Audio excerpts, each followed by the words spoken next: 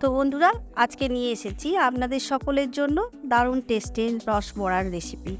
অসাধারণ এই রসবড়া বাড়িতেই বানিয়ে নিয়েছি, একদম অল্প উপকরণ আর অল্প সময়ে, আর কোনো ঝামেলা ছাড়াই। আর এই বড়াগুলো কিন্তু একদম পারফেক্ট রেডি হয়েছে, নরম তুলতুলে আর একদম রসে ঠাসা। তাই আপনাদেরও অনুরোধ করব আজকের ভিডিওটা সম্পূর্ণ দেখার জন্য, যাতে আপনারাও একদম পারফেক্ট বাড়িতে বানিয়ে নিতে পারেন এরকমই রসবড়া। আর বন্ধুরা, সাথে অনুরোধ করব ইউটিউবে আমার হ্যাংলামন চ্যানেলটিকে একটি সাবস্ক্রাইব করে দেওয়ার জন্য, সাথে একটি লাইক, কমেন্ট আর শেয়ার করে দেবেন প্লিজ, কারণ আপনাদের একটি সাবস্ক্রাইব আমাকে অনেক মোটিভেট করে এগিয়ে যাওয়ার জন্য।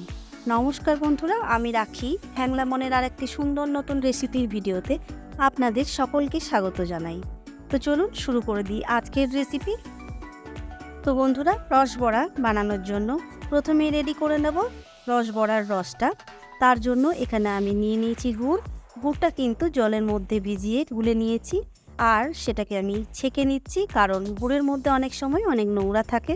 তার জন্যই কিন্তু এইভাবে রেডি করে নিলাম। আর সাথে দিয়ে নেব কিছুটা পরিমাণ মতো চিনি, দিয়ে নেব বেশ কিছুটা জল। এখানে আপনাদেরকে রসটা আন্দাজ মতোই বানিয়ে নিতে হবে বন্ধুরা, যতটা পরিমাণ বড়া আপনারা বানাবেন ততটাই কিন্তু রসটা বানাতে হবে, কারণ রসটা বেশি না করলে বড়াগুলো কিন্তু শোক করবে না। তো চলুন এখন এই রসের মধ্যেই দিয়ে নেব ফ্লেভারের জন্য 3টে ছোটো এলাচটা আমি একটু থেতো করে নিয়েছি। সাথে দিয়ে নেব 4 থেকে 5টা লং, আর দিয়ে নেব 2টো তেজপাতা, আর দিয়ে নেব কিছু গোলমরিচ, এটা আমি একটু গোটা গোটা করে ভেঙে নিয়েছি। আর এই সমস্ত গোটা মশলাগুলো অ্যাড করলে এই রসটা কিন্তু অনেক সুন্দর টেস্ট হয়। এবং খুব ভালো করে হাই ফ্লেমে রসটাকে জাল দেব। তো বন্ধুরা, রসটা সুন্দরভাবে জাল হয়ে গেছে। এখানে কিন্তু রসটা কোনো রকম গাঢ় হবে না, রসটা ঠিক এরকম পাতলাই থেকে যাবে, জাস্ট হালকা একটু চিপচিপা ভাব আসবে। আর এখন এই রসটার মধ্যে কিন্তু সেরকম চিপচিপা ভাব চলে এসেছে, যার জন্য এখন গ্যাসের ফ্লেমটাকে অফ করে দেব। গ্যাসের ফ্লেমটা অফ করে দিলাম। এখন আপনাদের দেখিয়ে নি বন্ধুরা, ঠিক এরকম চিপচিপা দেখুন, আঙুলের মধ্যে জাস্ট হালকা একটু বোঝা যাবে। এখন রসটা পুরো রেডি হয়ে গেছে। রসটাকে পুরো ঠান্ডা করতে দেব, আর চলে যাব এখন ডালের ব্যাটারটা করে নেওয়ার জন্য। এখানে আমি ডালের ব্যাটার করে নেব। তার জন্য এখানে ভিজিয়ে দিয়েছি বিউলির ডাল, যেটা আমি 4 ঘন্টা আগে ভিজিয়ে রেখেছি।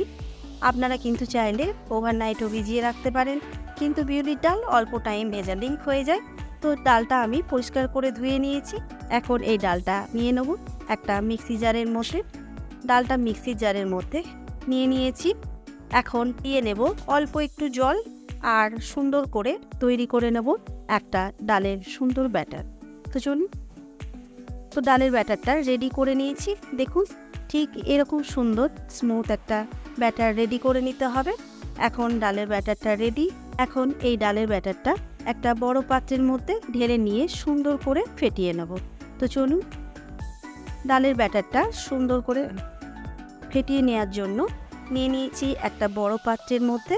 এখন সুন্দর করে ডালের ব্যাটারটাকে ফেটিয়ে নেব। তার জন্য দিয়ে নিলাম একটু নুন। এখন ভালো করে ডালের ব্যাটারটাকে ফেটাতে হবে। দেখুন, ডালের ব্যাটারটা কিন্তু সুন্দর করে ফেটিয়ে নিয়েছি, একদম কালারটা চেঞ্জ হয়ে গেছে।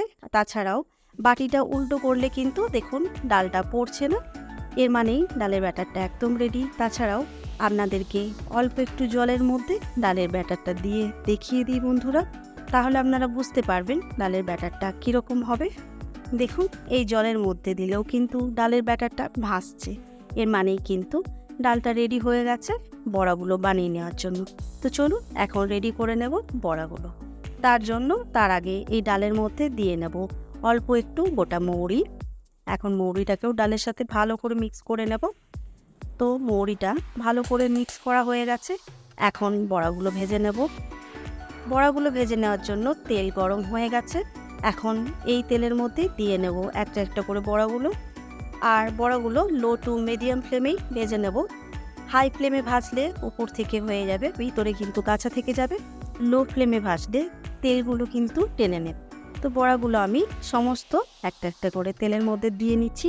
আর আপনারা দেখতেই পাচ্ছেন বন্ধুরা, বড়াগুলো দেওয়ার সাথে সাথে কিন্তু ফুলে যাচ্ছে। আর একদম কিন্তু রাউন্ড শেপ হয়ে যাচ্ছে। তাছাড়াও কিন্তু দেখুন বড়াগুলো কিন্তু নিজে নিজেই মুভ করছে। এগুলো কিন্তু নাড়ার বেশি প্রয়োজন হয় না, নিজেই কিন্তু উল্টাতে থাকে। এখন সমস্ত বড়াগুলো দিয়ে নিয়েছি আর দেখুন নিজে নিজেই কিন্তু সমস্ত বড়াগুলো উল্টে যাচ্ছে। এর জন্য কিন্তু বেশি নাড়তে হবে না। এখন হালকা ভাজা হয়ে গেছে।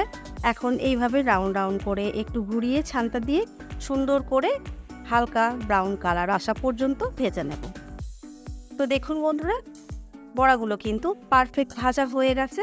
দেখুন কতটা সুন্দর গোল্ডেন ব্রাউন কালার হয়ে গেছে বড়াগুলো। এখন সমস্ত বড়াগুলো তেলের থেকে ছেঁকে তুলে নেব। আর এই বড়াগুলো তুলে নিয়ে সাথে সাথে কিন্তু দিয়ে দেব আগের থেকে তৈরি করা রসের মধ্যে। দেখুন বন্ধুরা, রসটা কিন্তু ঠান্ডা হয়ে গেছে, আঙুল ডোবানোর মতো ঠান্ডা একদম রসটা করে নিয়েছি। তারপরে কিন্তু এই গরম গরম বড়াগুলো এর মধ্যে দিতে হবে। দেখুন এখন সমস্ত বড়াগুলো দিয়ে নিলাম। আর বড়াগুলো দেওয়ার পর চামচ বা হাতার সাহায্যে একটু ভালো করে ডুবিয়ে দেব রসের মধ্যে আর কভার করে দিয়ে 30 মিনিটের জন্য অপেক্ষা করব। তো চলুন। তো বন্ধুরা, 30 মিনিট পর রেডি হয়ে গেছে একদম রসে ঠাসা নরম তুলতুলে রস বড়া, একদম খাওয়ার জন্য কিন্তু রেডি। তো বন্ধুরা, অবশ্যই আপনারাও বাড়িতে ট্রাই করবেন আজকের ভিডিও আর রেসিপিটি ফলো করে, আর কমেন্ট করে জানাবেন খারাপ লাগলে। অসাধারণ এই রস বড়াটা বাড়িতে একবার অবশ্যই বানিয়ে দেখবেন বন্ধুরা। একদম অল্প খরচে আর অল্প সময়ে কিন্তু দারুণ সুন্দর একটা সুইট ডিশ, সকলেই কিন্তু পছন্দ করবে। আর বন্ধুরা, আজকের ভিডিওটি যদি ফেসবুক পেজ থেকে দেখেন তাহলে প্লিজ আমার ফেসবুক পেজটিকে ফলো করবেন আর একটি লাইক করে দেবেন। আর আপনারা চাইলে আমার ইনস্টাগ্রাম চ্যানেলটিকে ফলো করতে পারেন, কারণ সমস্ত নিউ রেসিপির ভিডিওর ফার্স্ট আপডেট কিন্তু সেখানেই পেয়ে যাবেন। আর সকলকে জানাই বন্ধুরা অসংখ্য ধন্যবাদ আজকের ভিডিওটা শেষ পর্যন্ত দেখার জন্য। তো চলুন বন্ধুরা, আজকের ভিডিওটি এখানেই শেষ করছি।